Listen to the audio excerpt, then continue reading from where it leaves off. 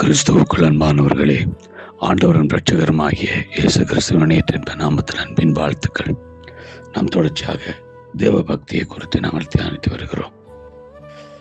நேற்றைய தினத்திலும் தேவ பக்தி உள்ளவர்களின் ஜெபத்தை கர்த்தர் கேட்கிறார் என்ற தலைப்பில் நாங்கள் பார்த்தோம். தேவ பக்தி உள்ளவன் அவன் ஆண்டவரிடத்தில் ஜெபிக்கும் பொழுது அவனுடைய ஜெபத்துக்கு கர்த்தர் பதில் கொடுக்கிறார். அல்லேலூயா. அதுபோல தேவ பக்தி உள்ளவன் மேல் பரிசுத்த ஆவியானவருடைய நிறைவு, பரிசுத்த ஆவியானவருடைய வழிநடத்தல், பரிசுத்த ஆவியானவர் தங்கி இருக்கிறது நாங்கள் பார்க்கக்கூடியதாக இருக்கிறது. லூக்கா 2வது அதிகாரத்திலே 25வது வசனம் தொடக்கம் பார்க்கிறோம். அப்பொழுது சிமியோன் என்னும் பேர் கொண்ட ஒரு மனுஷன் எருசலேமில் இருந்தான். அவன் நீதியும் தேவ பக்தியும் உள்ளவனாய் ஸ்டெவேலின் ஆறுதல் வர காத்திருந்தவனாயும் இருந்தான். அவன் மேல் பரிசுத்த ஆவி இருந்தார்.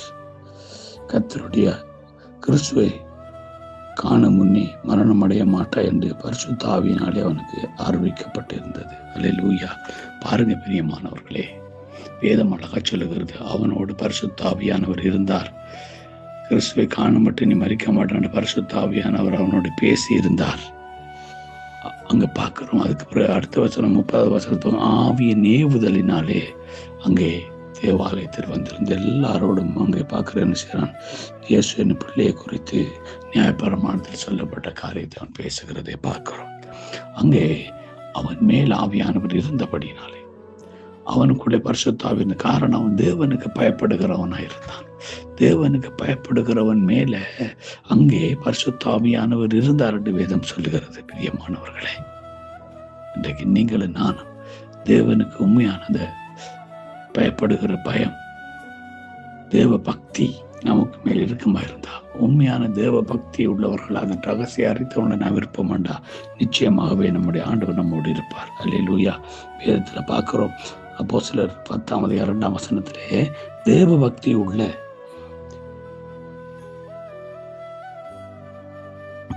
அங்க மனுஷன் கொர்நேலியுவை பற்றி பார்க்கக்கூடியதா இருக்கிறது. அவன் தேவ பக்தி உள்ளவனாக இருந்தான். தினந்தோறும் ஜெபிக்கிறவன். ஆனால் அவனுக்குள்ள பரிசுத்த ஆவியானவர் இருக்கவில்லை. ஆனாலும் அந்த தேவ பக்தி உள்ளவன் மேல பரிசுத்த ஆவியானவரால் நிரப்பப்படுவதை ஆவியானவர் விரும்பினபடினாலே அங்கே பார்க்கிறோம். பேதுருவை அங்கே அனுப்பப்படுகிறது. பேதுரு அங்கே போய் அங்கே அவர்களுக்காக பிரசங்கம் பண்ணி அவர்களுக்காக ஜெபித்த பொழுது 43ஆம் வசனம் தொடக்க 46வது வசனம் வரை அங்கே சொல்லப்படுகிறது. அவர்கள் பரிசுத்த ஆவியினால் நிரப்பப்பட்டார்கள். இந்த வார்த்தையை பேதுரு பேசிக் கொண்டிருக்கிற வசனத்தை கேட்டவர்கள் யாவர் மேலும் பரிசுத்த ஆவியானவர் இறங்கினார். அல்லேலூயா. அப்ப கர்த்தருக்கு பயப்படுகிறவர்கள் மேலே பரிசுத்த ஆவியானவருடைய இறங்குதல், பரிசுத்த ஆவியானவருடைய பேசுதல், பரிசுத்த ஆவியானவருடைய நடத்துதல் இருக்கிறது நாங்கள் பார்க்கிறோம்.